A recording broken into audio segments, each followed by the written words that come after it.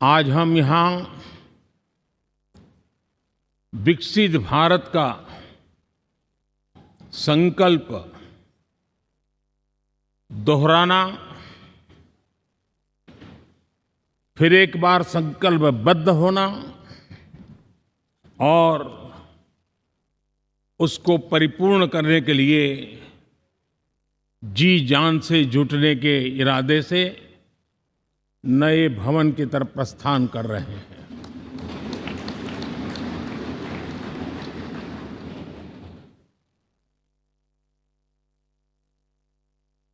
सम्माननीय सभागृह, ये भवन और उसमें भी ये सेंट्रल हॉल एक प्रकार से हमारी भावनाओं से भरा हुआ है। हमें भावुक भी करता है और हमें हमारे कर्तव्य के लिए प्रेरित भी करता है। आजादी के पूर्व ये खंड एक प्रकार से लाइब्रेरी के रूप में इस्तेमाल होता था, लेकिन बाद में संविधान सभा की बैठक यहाँ शुरू हुई और उन संविधान सभा की बैठकों के द्वारा गहन चर्चा विचारणा कर करके हमारा संविधान यहीं पर आकार लिया। यहीं पर 1947 में अंग्रेजी हुकूमत ने सत्ता हस्तांतरण किया, उस प्रक्रिया का भी साक्षी हमारा ये सेंट्रल हॉल है। इसी सेंट्रल हॉल में भारत के तिरंगे को अपनाया गया, हमारे राष्ट्रगान को अपनाया गया और ऐतिहासिक अवसरों पर आजादी के बाद भी सभी सरकारों के दरमियान अनेक अवसर आए जब दोनों सदनों ने मिलकर के यहाँ पर भारत के भाग्य को गढ़ने के पर विचार किया, सहमति बनाई और निर्णय भी किए। 1952 के बाद दुनिया के करीब 41 राष्ट्राध्यक्षों ने इस सेंट्रल हॉल में हमारे सभी माननीय सांसदों को संबोधित किया है।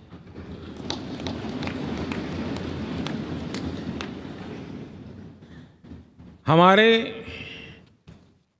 राष्ट्रपति महोदयों के द्वारा 86 बार यहां संबोधन किया गया है।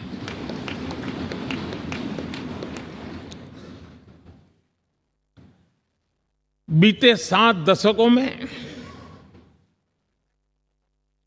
जो भी साथी इन जिम्मेवारियों से गुजरे हैं, जिम्मेवारियों को संभाली है, अनेक कानूनों, अनेक संशोधन और अनेक सुधारों का हिस्सा रहे हैं।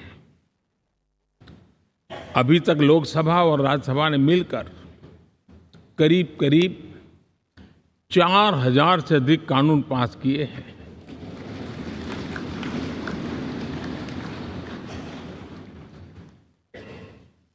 और कभी जरूरत पड़ी तो ज्वाइंट सेशन के माध्यम से भी कानून पारित करने की दिशा में रणनीति बनानी पड़ी और उसके तहत भी दहेज रोकथाम कानून हो, बैंकिंग सर्विस कमीशन बिल हो, आतंक से लड़ने के लिए कानून हो, ये संयुक्त सत्र में पास किए गए हैं, इसी गृह में पास किए गए हैं। इसी संसद में मुस्लिम बहन बेटियों को न्याय की जो प्रतीक्षा थी, शाहबानो केस के कारण कुछ गाड़ी उल्टी पार्टी पर चढ़ गई थी। इसी सदन ने हमारी उस गलतियों को ठीक किया और 3 तलाक विरुद्ध कानून हम सब ने मिलकर के पारित किया। संसद ने बीते वर्षों में ट्रांसजेंडर को न्याय देने वाले कानूनों का भी निर्माण किया। इसके माध्यम से हम ट्रांसजेंडर के प्रति सद्भाव और सम्मान के भाव के साथ उनको नौकरी, शिक्षा, स्वास्थ्य, बाकी जो सुविधाएं हैं, एक गरिमा के साथ प्राप्त कर सके, इसकी दिशा में हम आगे बढ़े। हम सभी ने मिलकर हमारे दिव्यांग जनों के लिए भी उनकी जरूरतों को देखते हुए, उनके एस्पिरेशंस को देखते हुए ऐसे कानूनों का निर्माण किया जो उनके लिए उज्जवल भविष्य की गारंटी बन रहे हैं। आर्टिकल 370 हटाने से लेकर वो विषय ऐसा रहा जो शायद ही कोई दशक ऐसा होगा कि चर्चा न हुई हो, चिंता न हुई हो और मांग न हुई हो। आक्रोश भी व्यक्त हुआ, सभागृह में भी हुआ, सभागृह के बाहर भी हुआ। लेकिन हम सबका सौभाग्य है कि हमें सदन में आर्टिकल 370 से मुक्ति पाने का, अलगाववाद, आतंकवाद के खिलाफ लड़ाई लड़ने का एक बड़ा महत्वपूर्ण कदम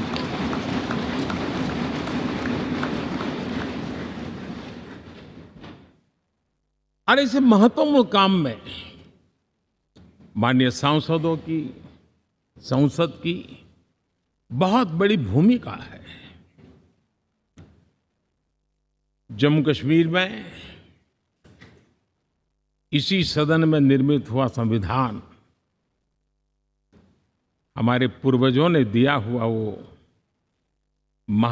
महामूल्य दस्तावेज जम्मू कश्मीर में लागू करते हैं तो इस मिट्टी को प्रणाम करने का मन करता है।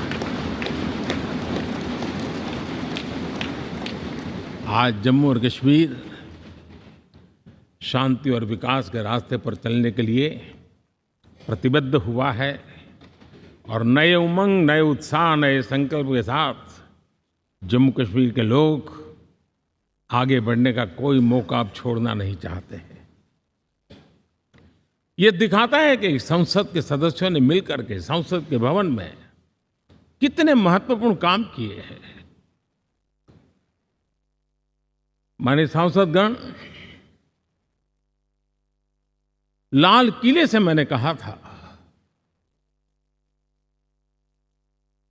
यही समय है, सही समय है।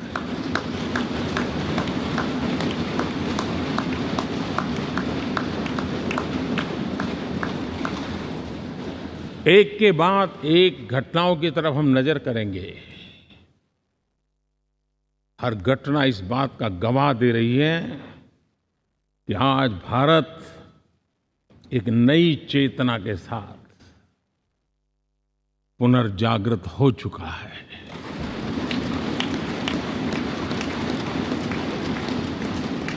भारत नई ऊर्जा से भर चुका है और यही चेतना, यही ऊर्जा इस देश के कोटि कोटि जनों के सपनों को संकल्प में परिवर्तित कर सकती है और संकल्प को परिश्रम की पराकाष्ठा कर करके सिद्धि तक पहुंचा सकती है। ये हम देख सकते हैं।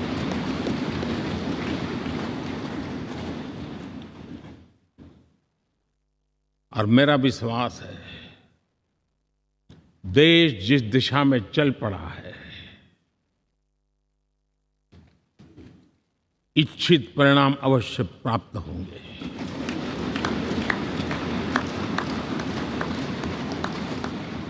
हम गति जितनी तेज करेंगे, परिणाम उतने जल्दी मिलेंगे।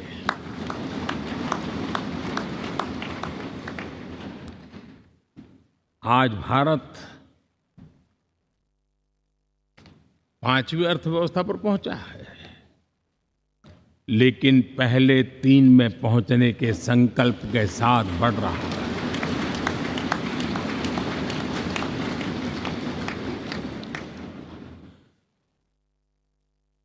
और मैं जिस स्थान पर बैठा हूं, जो जानकारियां प्राप्त होती है, उसके आधार पर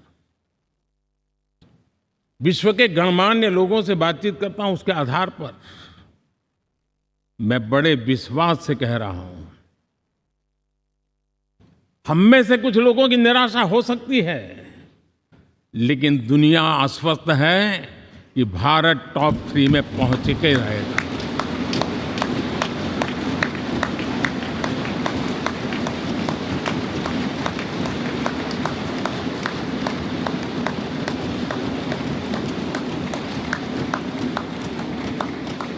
भारत का बैंकिंग सेक्टर आज अपनी मजबूती के कारण से फिर एक बार दुनिया में सकारात्मक चर्चा का केंद्र बना हुआ है।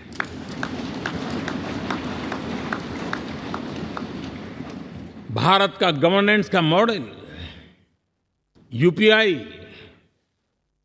डिजिटल स्टैक, मैं इस G20 में देख रहा था, मैंने बाली में भी देखा।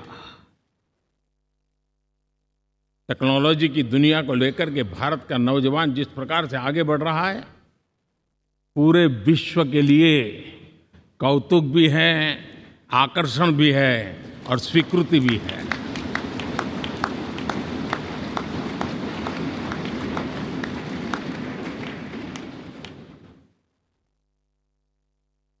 हम सब उस ऐसे कालखंड में हैं, मैं कहूंगा हम लोग एक भाग्यवान लोग हैं।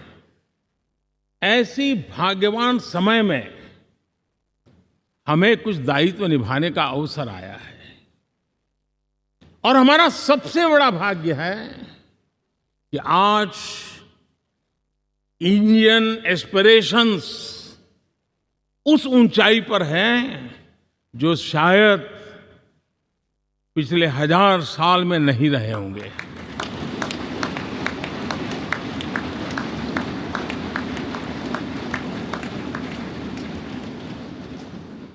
गुलामी के जंजीरों ने उसके एस्पिरेशंस को दबोच के रखा था।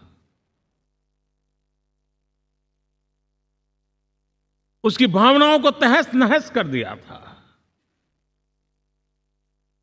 आजाद भारत में अपने सपने संजो रहा था, चुनौतियों से जूझ रहा था, लेकिन मिलकर के आज जहां पहुंचे हैं, अब वहां वो रुकना नहीं चाहता है। वो एस्पिरेशनल सोसाइटी के साथ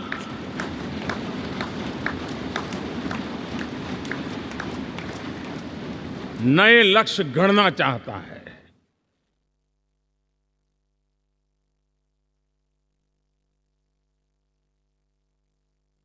जब एस्पिरेशन सोसाइटी सपने संजोते ही हो, संकल्प लेकर के निकल पड़ी हो, तब पुराने कानूनों से मुक्ति पाकर नए कानूनों का निर्माण करके उज्जवल भविष्य के लिए एक मार्ग प्रशस्त करने का दायित्व हम सभी सांसदों का सविशेष होता है। संसद में बनने वाला हर कानून, संसद में होने वाली हर चर्चा, संसद से जाने वाला हर संकेत इंडियन एस्पिरेशन को बढ़ावा देने के लिए ही होना चाहिए, ये हम सबकी भावना भी है, कर्तव्य भी है और एक एक देशवासी की हमसे अपेक्षा भी है।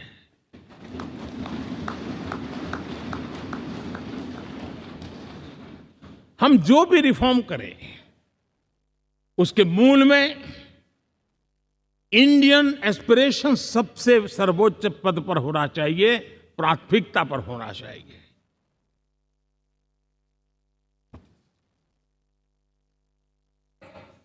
लेकिन मैं बहुत सोच समझ करके कहना चाहता हूं, क्या कभी छोटे कैनवास पर कोई बड़ा चित्र बना सकता है क्या?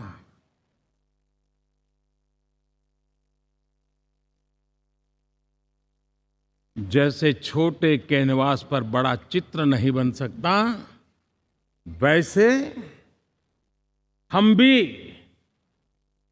अगर हमारे सोचने के कैनवास को बड़ा नहीं कर सकते तो भव्य भारत का चित्र भी हम नहीं अंकित कर सकते।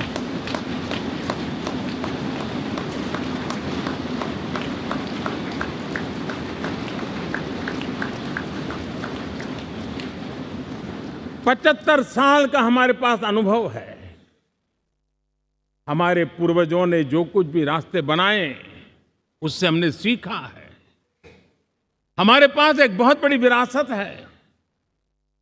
इस विरासत के साथ अगर हमारे सपने, हमारे संकल्प जुड़ जाए, हमारा सोचने का दायरा बदल जाए, हमारा कैनवास बड़ा हो जाए, तो हम भी उस भव्य भारत के चित्र को अंकित कर सकते हैं, उस तस्वीर का खाका खींच सकते हैं, उसमें रंग भरने का काम हम भी कर सकते हैं और आने वाली पीढ़ी को वो भव्य दिव्य मां भारती के हम उनको सुपुर्द कर सकते हैं। दोस्तों,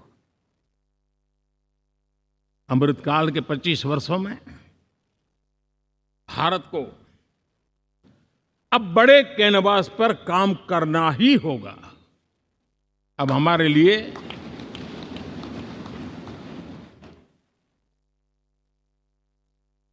छोटी छोटी चीजों में उलझना वो वक्त चला गया है। हमें आत्मनिर्भर भारत बनाने के लक्ष्य को सबसे पहले परिपूर्ण करना चाहिए और हमसे शुरुआत होती है, हर नागरिक से शुरुआत होती है। और आज दुनिया में भी एक समय ऐसा था कि लोग मुझे कहते थे, हमारे बड़े बड़े बुद्धिजीवी और अर्थशास्त्री लिखते थे कि मोदी आत्मनिर्भर की बात करता है तो मल्टीलेटरलिज्म के सामने चुनौती तो बन नहीं जाएगा, ग्लोबल इकोनॉमी के जमाने में ठीक तो नहीं होगा। लेकिन 5 साल के भीतर भीतर देखा, दुनिया भारत के आत्मनिर्भर मॉडल की चर्चा करने लग गई है।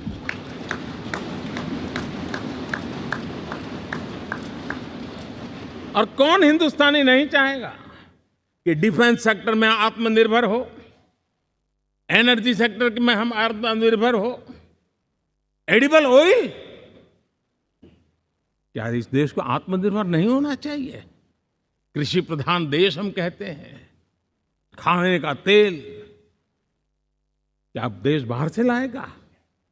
बहुत समय की मांग है कि हमें आत्मनिर्भर भारत को संकल्प को पूरा करना, ये हम सबका दायित्व है। उसमें दल आड़े नहीं आते हैं, सिर्फ दिल चाहिए, देश के लिए चाहिए।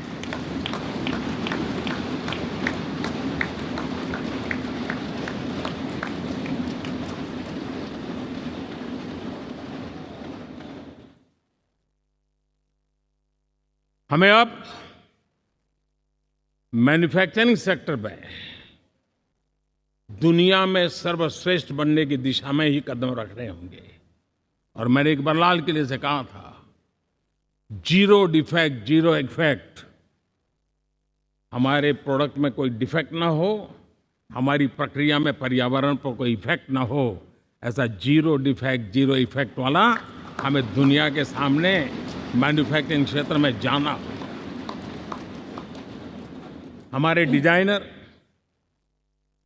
हमारे यहाँ निर्माण हो रही डिजाइन्स, हमारे सॉफ्टवेयर, हमारे एग्रीकल्चर प्रोडक्ट्स, हमारे हस्तशिल्प, हर क्षेत्र में अब हमें वैश्विक मापदंडों को पार करने के इरादे से ही चलना चाहिए, तब जाकर के विश्व के अंदर हम अपना झंडा फहरा सकते हैं।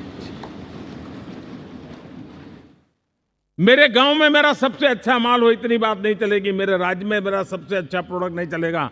मेरे देश में मेरा सबसे अच्छा प्रोडक्ट नहीं चलेगा।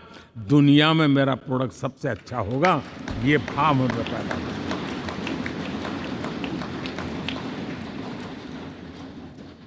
हमारी यूनिवर्सिटीज दुनिया के अंदर टॉप रैंकिंग में आए, अब इसमें हमें पीछे नहीं रहना है। हमारे शिक्षा जगत को नई नेशनल एजुकेशन पॉलिसी मिली है, एक खुलापन है, सर्व स्वीकृत बनी है। उसके सहारे अब हमें चल पड़ना है। और दुनिया के टॉप मोस्ट यूनिवर्सिटीज में अभी जब G20 में विश्व के मेहमान आए तो मैंने नालंदा की एक तस्वीर रखी थी वहाँ। और जब मैं दुनिया को कहता था 1500 साल पहले मेरे देश में दुनिया की उत्तम से उत्तम यूनिवर्सिटी हुआ करती थी, तो उन सुनते ही रह जाते थे। लेकिन हमें उसे प्रेरणा लेनी है, पर प्राप्त तो अभी करके रहना है। ये हमारा संकल्प होना चाहिए। आज हमारे देश का नौजवान खेल जगत के अंदर दुनिया में हमारी पहचान बना रहा है। टियर 2, टियर 3 सिटी से, गांव, गरीब परिवारों से, गांव से देश के नौजवान, देश की बेटे बेटियां आज खेलकूद के जगत जीवन में हमारा नाम रोशन कर रही है। लेकिन देश चाहता है और देश का संकल्प होना चाहिए कि अब खेलकूद के हर पोडियम पे हमारा तिरंगा भी लहराता होगा।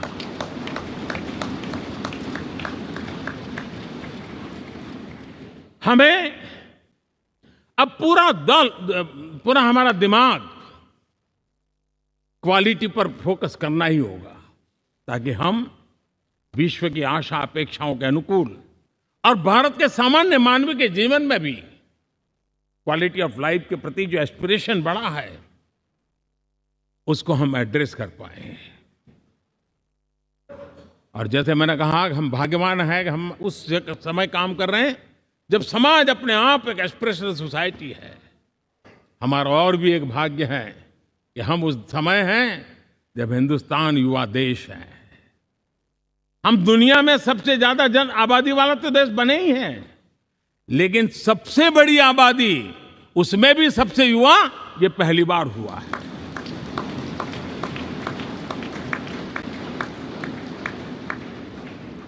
जिस देश के पास ये युवा शक्ति हो, युवा सामर्थ्य हो, तब हमें उसकी टैलेंट पे भरोसा है, हमें उसकी संकल्प शक्ति पे भरोसा है, उसकी साहस में हमें भरोसा है।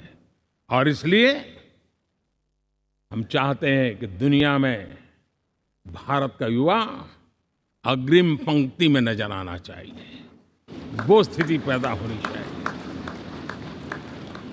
आज पूरी दुनिया को स्किल मैन पावर की बहुत बड़ी जरूरत है, और भारत विश्व की इस आवश्यकता की पूर्ति के लिए अपने आप को सज्ज कर सकता है और उन आवश्यकताओं को पूरी कर करके दुनिया में अपनी एक जगह भी बना सकता है। और इसलिए विश्व में उनकी आवश्यकता के लिए किस प्रकार के मैन पावर की जरूरत है, किस प्रकार के उनको ह्यूमन रिसोर्स की जरूरत है, उस स्किल मैपिंग का काम भी चल रहा है। और उस स्किल मैपिंग के अनुसार भारत के अंदर स्किल डेवलपमेंट की तरफ हम बल दे रहे हैं। और जितना ज्यादा हम स्किल डेवलपमेंट पर बल देंगे, भारत के नौजवानों का सामर्थ्य विश्व में अपना डंका बजाने में कोई कमी नहीं रखेगा। और हिंदुस्तानी जहां गया है उसने अच्छाई की छाप छोड़ी है, कुछ कर गुजरने की छाप छोड़ी है। ये सामर्थ्य हमारे अंदर पहले से पड़ा हुआ है, और हमारे पहले जो लोग गए हैं उन्होंने इससे छवि भी बना के रखी हुई है।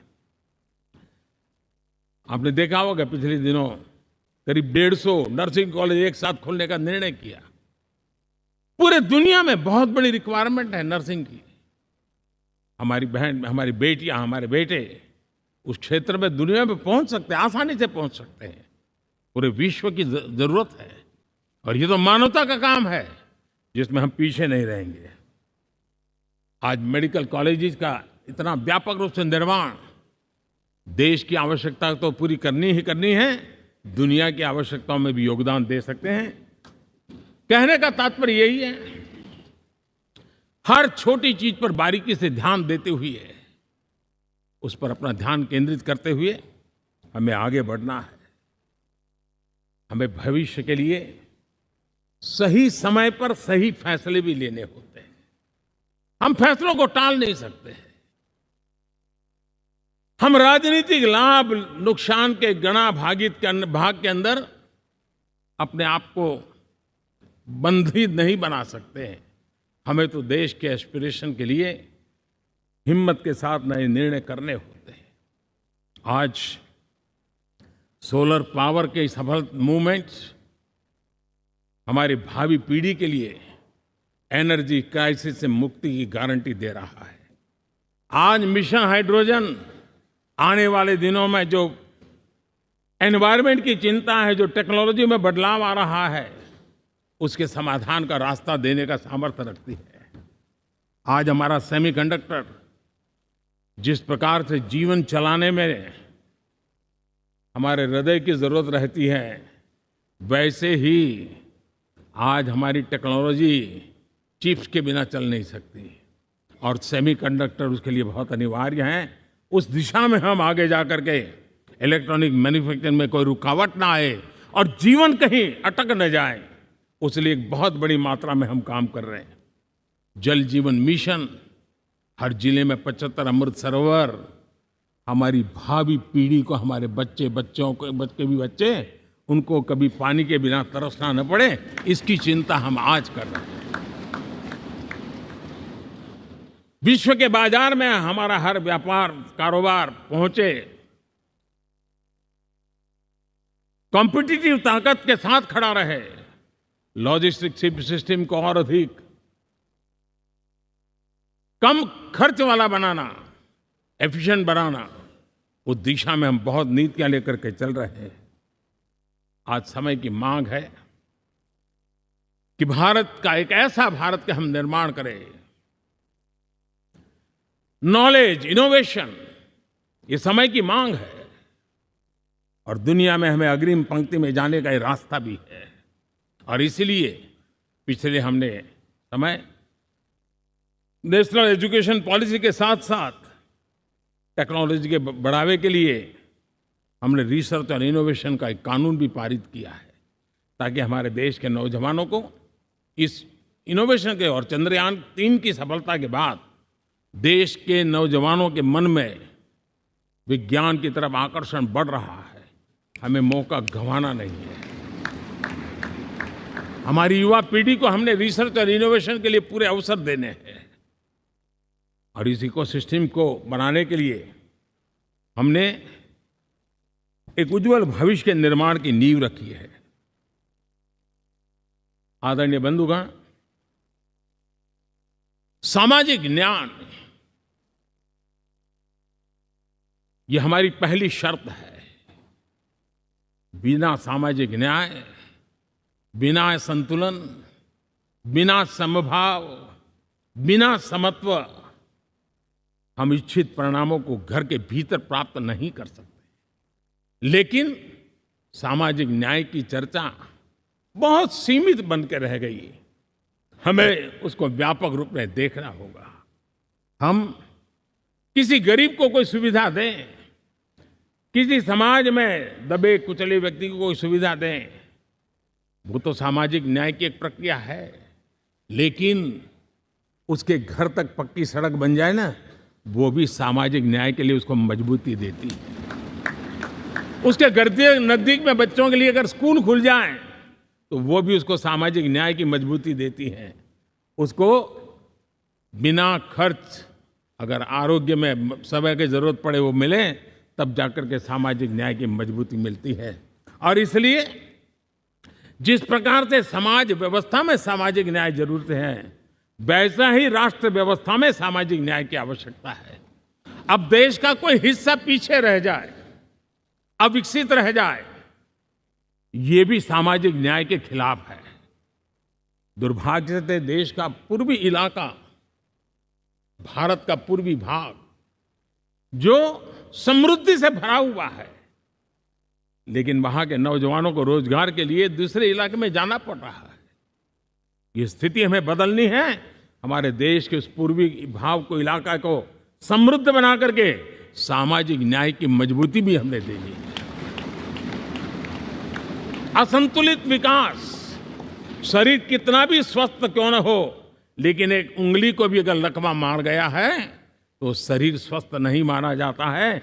भारत कितना ही समृद्ध हो, लेकिन कोई अंग उसका दुर्बल रह जाए तो भारत समृद्धि में पीछे है, मानना पड़ेगा। और इसलिए हम सर्वांगीण विकास के पक्ष में, सामाजिक न्याय की उस ऊंचाई को प्राप्त करने के पक्ष में, दिशा में हमें आगे बढ़ना है। चाहे पूर्वी भारत हो, चाहे नॉर्थ ईस्ट हो, हमें उन चीजों को प्राप्त करना। और उसी लिए जो रणनीति कितनी सफल हुई है, 100 एस्पिरेशनल डिस्ट्रिक्ट पर विशेष काम किया, नौजवान अफसरों को लगाया गया, एक स्ट्रेटेजी बनाई गई।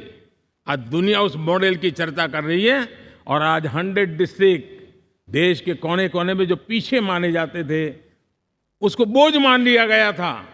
आज स्थिति ये बनी है कि 100 डिस्ट्रिक्ट अपने अपने राज्य में लीड कर रहे हैं, राज्य की एवरेज से भी ऊपर जा रहे हैं। और इस सफलता को देख करके, सामाजिक न्याय की इस भावना को मजबूत करते हुए 100 डिस्ट्रिक्ट में से आगे बढ़ करके अब जमीनी स्तर पर ले जाने के लिए 500 ब्लॉक तक उनको एस्पिरेशनल डिस्ट्रिक्ट ब्लॉक के नाते आइडेंटिफाई करके उसको मजबूती करने देने का काम चल रहा है। और मुझे विश्वास है ये एस्पिरेशनल ब्लॉक्स हैं, वो एक विकास का नया मॉडल बनने वाले हैं। वो एक प्रकार से देश के विकास के एक नए ऊर्जा केंद्र बनने की संभावना रखते हैं। और उस दिशा में भी हम आगे बढ़ रहे हैं। माननीय सांसदगण, आज विश्व की नजर भारत पर है। शीत युद्ध के समय हमारी पहचान कूटनिरपेक्ष देश के रूप में रही। उस समय की जो जरूरत थी, उसके जो लाभ होने थे, उस समय से हम गुजरे हैं। लेकिन अब भारत का स्थान कुछ और बना है। और इसलिए उस समय कूटनिरपेक्ष की अवस्था आवश्यक होगी। आज हम उस नीति को लेकर के चल रहे हैं, जिस नीति को अगर हमें पहचानना है तो विश्व मित्र के रूप में हम आगे बढ़ रहे हैं। हम दुनिया से मित्रता कर रहे हैं, दुनिया हमारे में मित्र खोज रही है। ये शायद विश्व में एक भारत ने, और दूरी नहीं, हो सके उतनी निकटता, उस रास्ते पर चल करके भी हम अपने विश्व मित्र के रूप में भाव आज सफलतापूर्वक आगे बढ़ा रहे हैं। और मुझे लगता है कि इसका लाभ आज भारत को हो रहा है। भारत आज दुनिया के लिए एक स्टेबल सप्लाई चेन के रूप में उभर रहा है। और आज विश्व की ये जरूरत है। और उस आवश्यकता की पूर्ति करने का काम G20 में भारत ग्लोबल साउथ के आवाज बनकर के उभरा है। ये बीज, G20 समिट में जो बीज बोया गया है, मेरे देशवासी आने वाले समय देखेंगे कि वो ऐसा वटवृक्ष बनने वाला है, ऐसा वटवृक्ष बनने वाला है, विश्वास का ऐसा वटवृक्ष बनने वाला है, जिसकी साया में आने वाली पीढ़ियां सदियों तक एक गर्व के साथ अपना सीना तान करके खड़ी रहेगी। ये मुझे विश्वास है।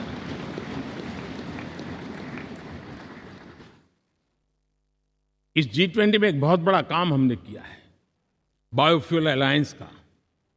हम विश्व के नेतृत्व करते रहे, दिशा दे रहे हैं। और विश्व को बायोफ्यूल अलायंस में दुनिया के सभी देश देखते ही देखते उसकी सदस्यता ले रहे थे। और एक बहुत बड़ा आंदोलन खड़ा होने जा रहा है, और जिसका नेतृत्व ये हमारा भारत कर रहा है। छोटे छोटे महाद्वीप, उनके साथ भी आर्थिक कॉरिडोर बनाने की दिशा में हमने बड़ी मजबूती के साथ कदम उठाए हैं। आदरणीय बंधुगण, आदरणीय उपराष्ट्रपति जी, आदरणीय स्पीकर महोदय, आज हम यहाँ से विदाई लेकर के नए भवन में जा रहे हैं, संसद के नए भवन में बैठने वाले हैं। और ये शुभ है, गणेश चतुर्थी के दिन बैठ रहे हैं।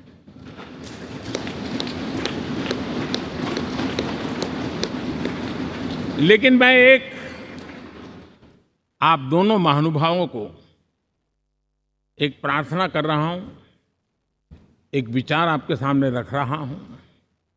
मैं आशा करता हूं कि आप दोनों मिलकर के उस विचार पर जहां भी जरूरत पड़े मंथन करके कुछ निर्णय अवश्य कीजिए। और मेरी प्रार्थना है, मेरा सुझाव है कि अब हम जब नए सदन में जा रहे हैं तब इसकी गरिमा कभी भी कम नहीं होनी चाहिए।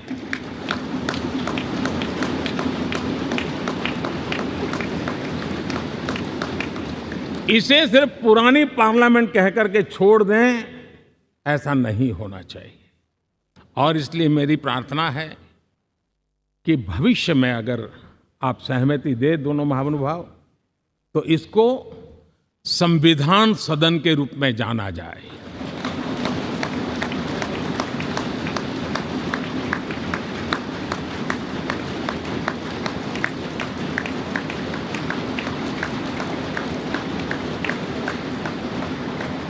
ताकि ये हमेशा हमारे रक्षा के लिए हमारी जीवन प्रेरणा बनी रहेगी। और जब संविधान सदन कहेंगे तब उन महापुरुषों का याद भी उसके साथ जुड़ जाएगी जो कभी संविधान सभा में यहाँ बैठा करते थे, गणमान्य महापुरुष बैठा करते थे। और इसलिए भावी पीढ़ी को ये तोहफा भी देने का अवसर हमें जाने नहीं देना चाहिए। मैं फिर एक बार इस पवित्र भूमि को प्रणाम करता हूँ। यहाँ पर जो तपस्या हुई है, जन कल्याण के लिए संकल्प हुए हैं, इसको परिपूर्ण करने के लिए 7 दशक से भी अधिक समय से जो पुरुषार्थ हुआ है, उन सबको प्रणाम करते हुए मैं मेरी वाणी को विराम देता हूँ और नए सदन के लिए आप सबको शुभकामनाएं देता हूँ। बहुत बहुत धन्यवाद।